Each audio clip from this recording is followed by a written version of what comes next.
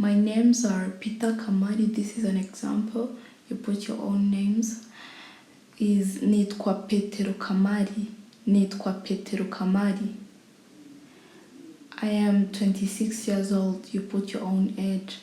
And there is a video I made about counting in Kinyarwanda. If you haven't seen it, you can go. I will put the link in the subscription.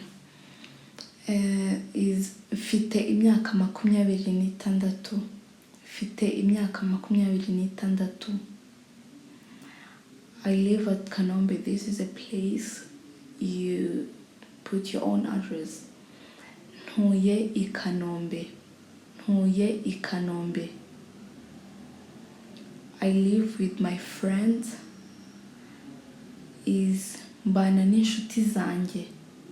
Mbana n'inshuti zanjye. I work at the airport. Is nkora ku kibuga cy'indege. Nkora ku kibuga cy'indege. When you're a student, you can say niga muri kaminuza y'u Rwanda. Niga muri kaminuza y'u Rwanda. My hobbies is what ibyo nkunda gukora. So we're going to see the examples of hobbies, how you can say them in Kinyarwanda. Swimming is koga. Koga. Painting is gushushanya. Gushushanya. Reading is gusoma. Gusoma. Cooking is guteka. Guteka.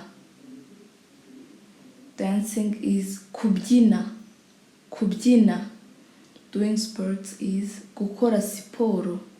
Gukora siporo. Listening to music is kumva indirimbo. Kumva indirimbo.